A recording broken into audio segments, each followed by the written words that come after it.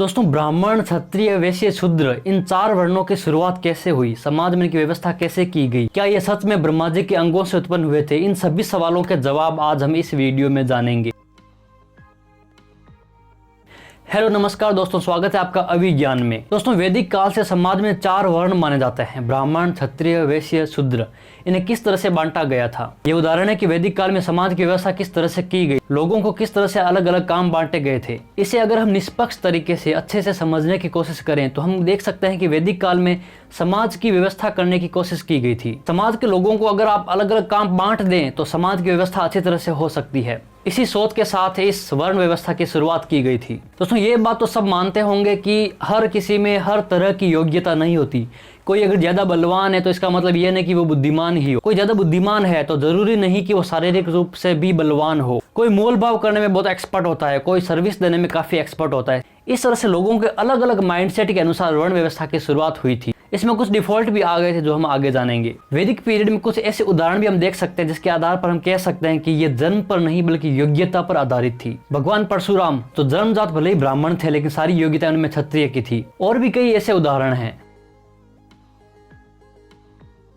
वर्ण व्यवस्था की एक थ्योरी पुराणों में या दूसरे ग्रंथों में हम देखते हैं कि वो कहते हैं कि ब्रह्मा जी के अंगों से चारों वर्णों की उत्पत्ति हुई थी। तो अगर गहराई से अगर हम सोचें तो हम देख सकते हैं कि अंगों से उत्पन्न होने का कारण क्या है, इस थ्योरी को क्यों इजाद किया गया था। या सच में हाथों से और सिर से कोई व्यक्ति निकल सकता है? ऐसा नहीं है। ये एक सांकेतिक भाषा है ताकि लोगों को अच्छे से समझ में आ जाए। शरीर के अलग अलग अंग जिस तरह से काम करते हैं उसी तरह से वर्ण व्यवस्था को शरीर के हिसाब से फिट किया गया था, यानी कि ब्रह्मा जी से उत्पन्न हुआ बताया गया था। कहते हैं कि ब्राह्मण सिर से उत्पन्न हुए थे, यानी कि दिमाग से, मस्तिष्क से। तो इसके पीछे क्या लॉजिक है? अगर हम ध्यान से इसे समझने की कोशिश करें तो सिर का क्या काम होता है, मस्तिष्क का क्या काम होता है? सोचना, समझना, विचार करना। और हमारा मस्तिष्क ही हमारे पूरे शरीर को कंट्रोल करता है, इसी के हिसाब से पूरा शरीर चलता है। तो समाज के कुछ ऐसे लोगों को जो विचार कर सकते थे, जो लोगों को समझा सकते थे, या जो विचारशील व्यक्ति थे, जो अध्यापक बन सकते थे, जो समाज को शिक्षा दे सकते थे, इस तरह से समाज के ऐसे लोगों को ये जिम्मेदारी दी गई जो विचारशील थे, जो बुद्धिमान थे। उन्हें ब्राह्मण नाम का कर्तव्य की जिम्मेदारी दी गई। ये कोई जाति नहीं है, ये कर्तव्य था, ये एक कैटेगरी थी। इनका काम था अलग अलग सिद्धांतों का प्रतिपादन करना, लोगों को शिक्षा देना, समाज के नियमों का निर्माण करना। इस बात पे सब एग्री होंगे कि हर कोई बुद्धिमान नहीं होता और हर कोई बलवान भी नहीं होता। सबकी अलग अलग योग्यताएं होती है, सबका अलग अलग दिमाग होता है, सबके सोचने का अलग अलग तरीका होता है। इसी तरह से ये कैटेगरियां बनाई गई थी। दोस्तों, ज्यादातर हिंदू धर्म ग्रंथों में ब्राह्मणों को गरीब दिखाया गया है। दोस्तों, ब्राह्मण कैटेगरी के लिए कुछ नियम बनाए गए थे कि वो भिक्षा पर जीवन यापन करेंगे, वो धन एकत्रित नहीं करेंगे, वो एक संयमित जीवन जिएंगे, वो ज्यादा लोभ लालच में नहीं पड़ेंगे, वो सादा भोजन करेंगे, सादा जीवन जिएंगे। इस तरह के नियम उनके लिए इसलिए बनाया गया था कि उनका पूरा ध्यान अध्यापन और विचार कार्यों में रहे, वो विचारशील बने रहे, वो नई नई चीजों पर शोध करते रहे और समाज के हित वाले नीति नियम बनाते रहे, ताकि उनका ध्यान धन कमाने में, दूसरी लोभ लालच की चीजों में ना पड़े। इसीलिए दूसरी कैटेगरी वाले लोगों को भी यह कर्तव्य दिया गया था कि वो उनको भिक्षा दें और उनके जीवन यापन में सहयोग करें। यह सब एक कर्तव्य पर अपना ध्यान केंद्रित रखने के लिए किया गया था, ताकि जो कर्तव्य उन्हें दिए गए हैं उनसे वो भटके नहीं और अपना पूरा ध्यान उन्हीं में रखें। ऐसा बिल्कुल कह सकते हैं कि जैसे जैसे टाइम का फ्लो चला तो इस कैटेगरी के कुछ स्वार्थी लोगों ने अपने हिसाब से कुछ नियम बना लिए थे या कुछ नियमों को बदल दिया था अपने हिसाब से। ये चीज हर समाज में कॉमन है। अगर किसी को थोड़ा ज्यादा पावर मिल जाए तो कई लोग ऐसा ही करते हैं, लेकिन उनका कर्तव्य ये था कि वो लोगों के हित में ही काम करे। दोस्तों, जिस तरह से आज टीचर की या प्रोफेसर की नौकरी होती है, उन्हें वेतन मिलता है। कई प्राइवेट स्कूल वाले उन्होंने अपने काम को धंधा बना रखा है, वो बच्चों से एक फीस लेते हैं, इसके अलावा कुछ चीजें और बेचते हैं, तो उन्होंने एक व्यापार बना रखा है। लेकिन उस समय में ब्राह्मणों को कोई वेतन नहीं दिया जाता था, उनका कर्तव्य फिक्स कर दिया गया था। दूसरे वर्ण यानी क्षत्रिय की बात करते हैं। क्षत्रिय को ब्रह्मा जी की भुजाओं से उत्पन्न होना बताया गया है। अब भुजाओं का कार्य क्या होता है? अपना शरीर रक्षा करना। हम जब भी अपने आप को बलवान दिखाने की कोशिश करते हैं तो हम इस तरह से करते हैं, यानी कि भुजाओं को बलवान माना जाता है। और क्षत्रिय को ब्रह्मा जी की भुजाओं से उत्पन्न होना इसीलिए बताया गया था क्योंकि क्षत्रियों के कर्तव्य ही कुछ इस तरह के थे कि वो समाज की रक्षा करेंगे, शासन करेंगे, जो गलत लोग हैं उनको दंड देंगे और दंड बल के द्वारा ही दिया जा सकता है। जिस तरह से हमारी भुजाएं हमारे शरीर की रक्षा करती हैं या कोई लड़ाई झगड़ा हो जाए तो हम अपने हाथों से ही काम लेते हैं, उसी तरह से क्षत्रियों को भी कर्तव्य दिया गया था कि वो समाज की रक्षा करे। समाज में क्षत्रिय कैटेगरी को इसी तरह की ड्यूटी दी गई थी। दोस्तों, एक और चीज की अगर हम बात करें तो क्षत्रिय को ही राजा क्यों बनाया गया था? क्योंकि वो एक ऐसा समय था जब ज्यादातर बल के आधार पर ही किसी की रक्षा हो सकती थी। तो राजा ही अपने राज्य की रक्षा कर सकता है। अगर राजा बलवान होगा, उसकी सेना बलवान होगी, तभी अपने राज्य की और समाज की रक्षा कर सकता है। आज के समय युद्ध की जगह कूटनीति का ज्यादा प्रयोग किया जाता है, क्योंकि आज का समय बदल चुका है। क्षत्रिय कैटेगरी को समाज की रक्षा करने के लिए बनाया गया और क्षत्रियों को ही शासन करने के लिए नियुक्त किया गया था। और ऐसा भी नहीं है कि वो बिल्कुल निरंकुश थे, उनके ऊपर ब्राह्मण कैटेगरी को बिठाया गया था ताकि वो उनके ऊपर कंट्रोल रखे, उन्हें जरूरत पड़ने पर सही सलाह दें, समाज के और राजनीति के नियम बनाएं। इस तरह से क्षत्रियों के ऊपर भी एक कंट्रोल रखा गया था ताकि वो निरंकुश ना हो जाएं। ये आज की तरह डेमोक्रेटिक डिसेंट्रलाइजेशन जैसी व्यवस्था कह सकते हैं। फिर से बता दूं कि ये कैटेगरी थी, ये जन्मजात नहीं थी। अगर किसी में काफी बल है, वो काफी बलवान है, तो इसे सेना में भर्ती कर दिया जाता था। कोई विचारशील व्यक्ति है तो उसे ब्राह्मण कैटेगरी में रख दिया जाता था। एक चाणक्य के उदाहरण आप देख सकते हैं। चाणक्य ने चंद्रगुप्त मौर्य को राजा बनाया, जबकि इतिहासकार मानते हैं कि चंद्रगुप्त मौर्य क्षत्रिय नहीं थे। जब चाणक्य उन्होंने गली में एक शासक की तरह खेल खेलते हुए देखा, तब चाणक्य समझ गए थे कि इस व्यक्ति में एक योग्यता है, ये बच्चा आगे चलकर एक अच्छा राजा बन सकता है। इतिहासकारों के अनुसार चंद्रगुप्त मौर्य एक मोर पालने वाली जाति से बिलोंग करते थे। आज के हिसाब से देखें तो वो या ओबीसी या SC ST में आते होंगे। वो क्षत्रिय नहीं थे, लेकिन उनकी योग्यता के अनुसार उन्होंने बहुत बड़ा साम्राज्य, मौर्य साम्राज्य बनाया था। और चाणक्य भी एक ब्राह्मण था। उन्होंने ये नहीं देखा कि ये किस जाति का है, उन्होंने सिर्फ योग्यता देखी, ये एक शासन करने की योग्य है या नहीं है। उसी तरह उन्होंने चंद्रगुप्त को तैयार किया और शासन करने में मदद की। और एक पुराणों में कहानी आती है विदेह राज जनक की। एक राजा थे जनकपुरी में जो काफी निरंकुश हो गए थे। उस समय साधुओं ने, जो वनों में रहते थे, उन्होंने आकर उनका तख्ता पलट किया और एक नए राजा को वहां पर नियुक्ति दी। दोस्तों, एक और क्वेश्चन आता है कि ज्यादातर भगवान के अवतारों को क्षत्रिय कुल में ही उत्पन्न होना क्यों बताया जाता है। जैसे श्री राम, श्री कृष्ण, ये सब भी क्षत्रिय कुल में पैदा हुए थे। इसका कारण है यह है कि क्षत्रिय कैटेगरी जो थी वो सबसे ज्यादा समाज के सामने रहती थी, वो जनता की रक्षा करने में सबसे ज्यादा समर्थ थी। तो श्री राम, श्री कृष्ण को क्षत्रिय कुल में इसीलिए अवतरित दिखाया गया ताकि वो जनता के सामने एक उदाहरण पेश कर सके कि किस तरह से एक राजा को होना चाहिए, किस तरह से व्यवहार करना चाहिए।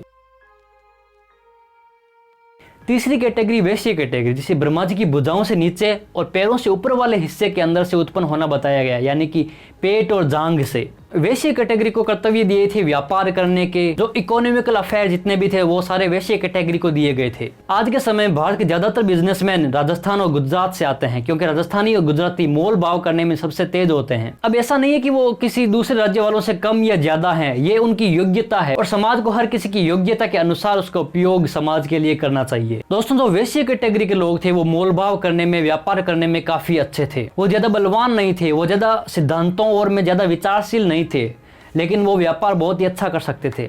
वो किसी चीज को, अपनी चीज अच्छे से बेच सकते थे, वो किसी को अच्छे से कन्विंस कर सकते थे। तो इसी योग्यता के आधार पर वैश्य कैटेगरी बनाई गई। दोस्तों, उस समय राज्य की इनकम का सबसे बड़ा सोर्स यह वैश्य कैटेगरी ही थी। सबसे ज्यादा टैक्स इसी कैटेगरी से लिया जाता था। वैश्य कैटेगरी को कर्तव्य दिया गया था कि वो समाज की आर्थिक आवश्यकताओं को पूरा करें। जिस तरह से ब्रह्मा जी के पेट से या जांघ से उत्पन्न हुए थे, पेट को क्या होता है, भूख लगती है, तो समाज की भूख मिटाने का कार्य वैश्य कैटेगरी करती थी। अब हर कोई व्यापार में लग जाएगा तो कौन विचारशील बनेगा, कौन नियम निर्धारण करेगा, कौन समाज की रक्षा करेगा। अगर हर कोई समाज की रक्षा में लग जाएगा तो जो अंदरूनी सिस्टम है उसे कौन चलाएगा। अगर हर कोई विचारशील बन जाएगा, ब्राह्मण बन जाएगा, तो कौन समाज की आर्थिक आवश्यकताओं को पूरा करेगा, कौन समाज की रक्षा करेगा। इसीलिए हर कैटेगरी को अपनी अपनी ड्यूटी दी गई थी। सबसे ज्यादा वैश्य कैटेगरी ही टैक्स देकर राज्य की भूख यानी आर्थिक आवश्यकताएं पूरी करते थे। अब अंतिम कैटेगरी शूद्र, जिसे ब्रह्मा जी के पैरों से उत्पन्न होना माना गया है। अब मैं जब शूद्र नाम लेता हूं तब कोई जाति के हिसाब से अपने ऊपर नहीं ले, क्योंकि ये एक कैटेगरी थी। इसमें कोई भी समाज का व्यक्ति जिसमें शूद्र की योग्यता थी, जो समाज को अच्छी सर्विस दे सकता था, वो आ जाते थे। अब सबसे पहले देखिए कि पैरों का क्या काम होता है। पूरे शरीर का भार पैरों पर रहता है। अगर आप किसी आदमी का पैर काट दोगे तो वो चलेगा कैसे, वो इधर उधर जा नहीं पाएगा। वो सिर्फ वो सोचता रहेगा, अपनी भुजाओं को बलवान बना लेगा, खा पी लेगा, लेकिन इधर उधर जाएगा कैसे। तो शरीर का सबसे इंपॉर्टेंट पार्ट पैर ही है। पैरों के बिना इंसान कुछ भी नहीं। पैर पूरे शरीर का आधार होते हैं। वैसे ही शूद्र कैटेगरी पूरे समाज का आधार थी, बेस थी। शूद्र कैटेगरी के बिना समाज की इमेजिनेशन भी नहीं कर सकते थे। शूद्र कैटेगरी समाज की नींव की तरह थी। जैसे घर की नींव होती है जो दिखाई नहीं देती, लेकिन पूरे घर का भार उसी के ऊपर होता है, उसी तरह शूद्र कैटेगरी समाज की नींव थी। आज के समय के हिसाब से देखें तो शूद्र कैटेगरी में जो भी जितने भी सर्विस देने वाले लोग होते हैं वो सारे आते हैं। कोई जॉब कर रहा है, कोई डॉक्टर है, कोई इंजीनियर है, कोई सर्विस देने वाला है, जो वेतन लेता है, वो सारे शूद्र कैटेगरी में माने जाते हैं। अब शूद्र नाम से आप ये मत सोचना छुआछूत वाली ये वो चीजें, ये शूद्र कैटेगरी को अपने दिमाग को प्योर रख के सोचिए। सिर्फ शूद्र कैटेगरी जो सर्विस देती है और कुछ मत सोचना। क्योंकि आज के समय में शूद्र नाम आता ही दिमाग में छुआछूत वाली वो चीज़ें आती है, वो चीज़ें हमें दिमाग से क्लियर करना ज़रूरी है। ये सिर्फ एक कैटेगरी थी जो समाज को सर्विस देती थी, जो समाज का बेस थी। अब कुछ लोग बोलते हैं कि शूद्र कैटेगरी को फिर नियम बनाने का काम क्यों नहीं दिया गया, उन्हें वेद लिखने का काम क्यों नहीं दिया गया। तो बात वहीं आ जाती है, ये एक कैटेगरी थी, ये व्यक्ति का नाम, ये व्यक्ति विशेष, जाति विशेष नहीं है। अगर इस कैटेगरी में भी कोई योग्य व्यक्ति होता, वो अपने आप ब्राह्मण कैटेगरी में, क्षत्रिय कैटेगरी में, वैश्य कैटेगरी में जा सकता था योग्यता के आधार पर। आज अगर कोई किसी प्राइवेट कंपनी में या किसी सरकारी कंपनी में या सरकारी विभाग में कोई क्लर्क उठकर बोलेगा कि अब से नियम मैं बनूंगा, आप मुझे नियम नहीं बनाने देते, ये तो मेरे साथ भेदभाव है, तो ऐसा नहीं चलता है। अगर आपके ऊपर कोई अधिकारी है जो नियम बना रहा है, जो आपको डायरेक्शन दे रहा है, वो योग्यता के आधार पर ही ऊपर तक गया है। अगर आप में योग्यता है तो इस तरह से समाज का फिल्टर बनाने की जरूरत है, जिससे वो व्यक्ति भी, या मुझ में कोई योग्यता है, किसी में भी योग्यता है, तो वो योग्य पद पर पहुंच सके। ऐसा फिल्टर होना जरूरी है जिसमें से योग्य व्यक्ति अपना फिल्टर होकर ऊपर चले जाएं, या जिस कैटेगरी में उनकी जरूरत है वहां तक पहुंच जाएं। अब हर कोई प्राइम मिनिस्टर नहीं बन सकता। राहुल गांधी जी में योग्यता नहीं है, या सिर्फ वो कोशिश कर रहे हैं, वो अब तक प्रधानमंत्री नहीं बन पाए हैं। और दूसरे नरेंद्र मोदी जी, उनमें योग्यता थी, वो वहाँ यहाँ तक पहुँच गए। अगर कोई और योग्य होगा इस पद के लिए तो वो भी वहाँ तक पहुँच जाएगा। ऐसा नहीं है कि मैं उठकर बोल दूंगा कि मुझे भी प्रधानमंत्री बनाओ, क्यों नहीं बनाए, मेरे साथ भेदभाव हो रहा है। भाई योग्यता ही नहीं है तो कैसे बन जाएगा? अयोग्य आदमी देश को कैसे चलाएगा? हमारे स्वभाव, हमारे गुण, हमारे दिमाग की सोचने की क्षमता के अनुसार ही हमें पद मिलता है। ये प्रकृति ही ऐसी है कि वो अपने आप फिल्टर कर लेती है ऐसे लोगों को। अगर आप एक ऐसी जॉब करते हैं या एक ऐसे पैशन में है जिसमें आपकी बिल्कुल भी रुचि नहीं है, तो कुछ ही समय बाद वो पैशन अपने आप आपसे छूट जाएगा। आप उसी पैशन में चले जाओगे, उसी जॉब में चले जाओगे जहाँ पर आपकी रुचि है। ये अपना आप होता है, ये प्रकृति का अंदरूनी सिस्टम बना हुआ है। और अगर आप अयोग्य हो किसी पद के लिए, गलती से वहाँ तक पहुँच गए, तो कुछ ही समय लगेगा आपको वापस नीचे आने में या वहाँ से हटने में। इसलिए हमें खुद को समझना होगा कि हमें क्या योग्यताएं हैं। लेकिन इसका मतलब ये नहीं कि क्लर्क की बात भी ना सुनी जाए, उसका मत भी आवश्यक होता है, लेकिन एक सिस्टमेटिक तरीके से। अगर मैं एक विचारशील व्यक्ति हूँ, मैं बोर नहीं होता हूँ विचारों से, सिद्धांतों से, इन सब बड़ी बड़ी चीज़ों से, तो मैं ब्राह्मण कैटेगरी में आता हूँ। अगर मैं बलवान हूँ, मैं रक्षा कर सकता हूँ, मैं आर्मी में जा सकता हूँ, मैं दौड़ सकता हूँ, मुझ में काफ़ी स्टेमिना है, तो मैं पुलिस में या आर्मी में जा सकता हूँ, यानी कि मैं क्षत्रिय कैटेगरी से हूँ। अगर मैं अच्छा बिजनेसमैन बन सकता हूँ, एक एंटरप्रेन्योर बन सकता हूँ, एक अच्छा स्टार्टअप चला सकता हूँ, इन चीज़ों को अच्छे से मेंटेन कर सकता हूँ, लोगों को अच्छे से कन्विंस कर सकता हूँ, कस्टमर्स को अच्छी सर्विस दे सकता हूँ, तो मैं एक वैश्य कैटेगरी में आऊँगा। अगर मैं सर्विस देने में अच्छा हूँ, समाज के अच्छे से सेवा कर सकता हूँ, समाज की सेवा के जो भी पद हैं उनमें अच्छे से काम कर सकता हूँ, तो मैं शूद्र कैटेगरी में आता हूँ। एक कहावत है ना, जिसका काम उसको साजे और करे तो ठेंगा बाजे। तो समाज में आपको जो ड्यूटी मिली है उसे अच्छे से निभाइए बस। वाल्मीकि जी का उदाहरण लेते हैं, वो एक तरह से शूद्र कैटेगरी से आते थे, लेकिन उनमें एक योग्यता थी। उस योग्यता के आधार पर वो आगे आए, समाज में आए, उन्होंने बहुत बड़ा रामायण ग्रंथ लिखा, तो वो अपनी योग्यता के अनुसार ब्राह्मण कैटेगरी में अपने आप आ गए थे। भले ही उनका जन्म किसी भी कैटेगरी में हुआ होगा, इससे फर्क नहीं पड़ता। टाइम के फ्लो के अनुसार इस व्यवस्था में कुछ डिफॉल्ट्स भी आ गए थे, बिल्कुल ये मान सकते हैं। शूद्र कैटेगरी से कई जगहों पर भेदभाव भी होने लगा था, जो कि पूरी तरह से गलत है। मैं अछूत और भेदभाव को पूरी तरह से गलत मानता हूँ। वर्ण व्यवस्था शुरुआत में बिल्कुल योग्यता पर आधारित थी। आज के समय में जो भेदभाव का सिस्टम है ये बिल्कुल गलत है और इसे समाप्त कर दिया जाना चाहिए। और आज के समय में आप देख सकते हैं कि ये इतना है भी नहीं, और धीरे धीरे ये समाप्त ही हो रहा है, ये खत्म हो रहा है। आज बड़े शहरों में आप जाइए, किसी को पता नहीं किसकी जाति क्या है, और पता होना भी नहीं चाहिए। योग्यता के अनुसार व्यक्ति को सम्मान मिलना चाहिए। तो ये सारी कैटेगरीज थी, ये कैटेगरी ही थी, ये जाति नहीं थी। तो दोस्तों सोचने वाली बात है कि जातियां कैसे बन गई। तो ये घर के माहौल के अनुसार जातियां बन गई थी। अगर ब्राह्मण कैटेगरी में कोई व्यक्ति जन्म लेता था तो उसका माहौल वैसा ही होता था। उसके घर में ज़्यादा पढ़ाई लिखाई, विचारशील चीज़ें चलती थी, सिद्धांतों की बातें चलती थी, नियमों का निर्माण, बड़ी बड़ी बातें चलती थी। तो उसी हिसाब से जो बच्चा उस घर में जन्म लेता है, उसी हिसाब से उसका दिमाग भी विकसित होता गया, और माहौल के अनुसार वो भी ब्राह्मण कैटेगरी में आ गया। कई बार ऐसा भी होता था कि ब्राह्मण कैटेगरी के अंदर भी कुछ ऐसे व्यक्ति जन्म ले लेते थे जिनमें ब्राह्मण कैटेगरी की योग्यता ही नहीं थी, और ज़बरदस्ती वो उसी कैटेगरी में बने रहते थे। लेकिन वर्ण व्यवस्था के अनुसार उन्हें अपनी योग्यता के अनुसार अलग अलग कैटेगरी में बांटा जाना चाहिए था। क्षत्रिय कैटेगरी में जन्म लेने वाला व्यक्ति उसी तरह से उस माहौल में पलता बढ़ता था। वो अपने पिता को, दादा को देखता था कि वो क्या कर रहे हैं, उसी अनुसार उसका विकास होता था, उसी तरह से उसे अपने कर्तव्य समझ में आते थे।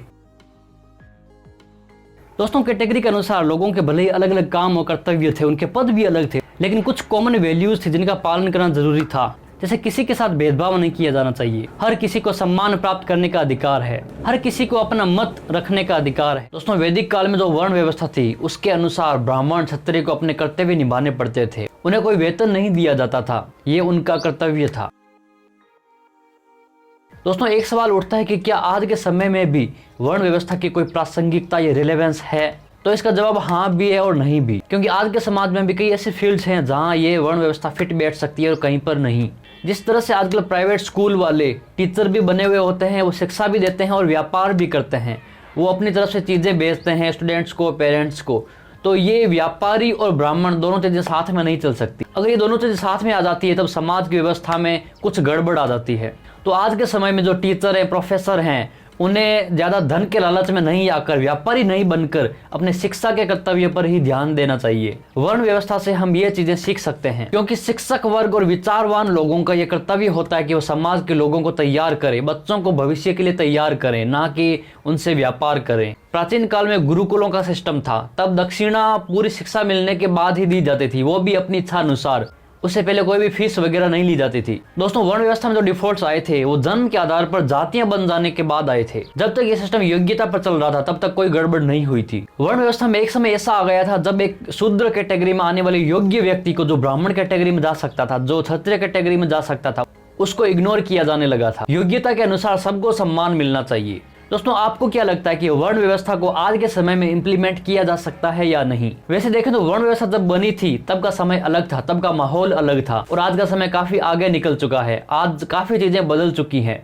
दोस्तों इस वीडियो में हमने वर्ण व्यवस्था को अच्छे से समझने की कोशिश की है, उसका ओरिजिन कैसे हुआ, उसका डेवलपमेंट कैसे हुआ, ये वीडियो सिर्फ समझने की कोशिश है, ये किसी निष्कर्ष पर नहीं पहुंचता है, कोई कंक्लूजन हमारे पास नहीं है।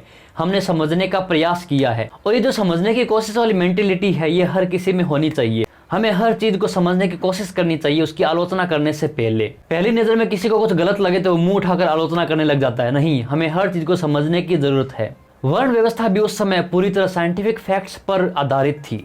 इसमें समाज को किस तरह से अलग अलग कर्तव्य दिए गए थे ताकि जंगल राज नहीं हो, ताकि अव्यवस्था नहीं फैले, ताकि हर व्यक्ति को पता हो कि उसकी ड्यूटी क्या है, उसका कर्तव्य क्या है, वो भी उसकी योग्यता के अनुसार। तो बिल्कुल कह सकते हैं कि वर्ण व्यवस्था एक शानदार व्यवस्था थी जिसने समाज को अच्छी तरह से व्यवस्थित किए हुए था। दोस्तों कोई चीज हमें समझ नहीं आती इसका मतलब यह नहीं होता कि वो गलत है। हर व्यक्ति का इंटेलिजेंस अलग अलग होता है, हर व्यक्ति चीजों को अलग अलग तरीके से समझता है। आज के समय में आपको काफी लोग मिल जाएंगे जो वर्ण व्यवस्था को उल्टा सीधा बोलते हैं या कहते हैं कि ये वैज्ञानिक आधारित नहीं है। तो इन्होंने इसे कभी समझने की कोशिश ही नहीं की। अगर वो कोशिश करते तो उन्हें पता चलता कि ये क्या चीज है। सच कहूं तो आज की सोसाइटी अव्यवस्थित है, वर्ण व्यवस्था के अनुसार नहीं है। हम वर्ण व्यवस्था से काफी चीजें सीख सकते हैं और या इम्प्लीमेंट भी कर सकते हैं। दोस्तों एक बात और, हर स्टूडेंट हर सब्जेक्ट में परफेक्ट नहीं होता। कोई अगर मैथ में परफेक्ट है तब वो सोशल साइंसेज में अच्छा नहीं होगा। अगर कोई सोशल साइंसेज में, हिस्ट्री में उसकी काफ़ी रुचि है तो वो मैथ्स में अच्छा नहीं होगा। तो वो इसका मतलब ये नहीं कि मैथ्स पूरी तरह से गलत है। मैथ को होना ही नहीं चाहिए, उसका अस्तित्व ही नहीं होना चाहिए। हर चीज़ अपनी जगह पर सही है, हर चीज़ को समझने की कोशिश होनी चाहिए। दोस्तों यहाँ मैं मेरा उदाहरण दूंगा। मैं जब 11th क्लास में था तब घर वालों के दबाव से मैंने 11th क्लास में कॉमर्स ली थी। मुझे कॉमर्स समझ नहीं आती थी अच्छी तरह से, तो मैं कॉमर्स की क्लासेज में जब क्लासेस चलती थी तब मैं पीछे बैठ के हिस्ट्री की किताबें पढ़ता था। 11th क्लास में क्लास चल रही है और मैं हिस्ट्री की किताबें पढ़ रहा हूँ। तो ये मेरी रुचि थी, मुझे रिसर्च वाली चीज़ों में, हिस्ट्री वाली चीज़ों में, चीज़ों को समझने की कोशिश में, इन चीज़ों में रुचि। मुझे कॉमर्स वगैरह में कोई रुचि नहीं थी। तो इसका मतलब ये नहीं कि पूरा कॉमर्स सब्जेक्ट ही गलत है। इसका मतलब ये है कि हम उसे समझने के लिए योग्य नहीं है। हमारा दिमाग इतना ज़्यादा भी विकसित नहीं है कि हम हर चीज़ में परफेक्ट हों। आप जिस चीज़ में परफेक्ट हो उसी में रहिए, उसी में अपना समय दीजिए और उसी में अपना 100% दीजिए, रिजल्ट जरूर आएगा। तो दोस्तों मैं आपसे पूछना चाहूंगा कि इस बारे में आपकी क्या राय है, वर्ण व्यवस्था के बारे में आपकी क्या राय है, क्या आप मुझसे सहमत हैं या नहीं है? जो भी आपकी सहमति है आप नीचे कमेंट बॉक्स में बता सकते हैं। Thank you so much.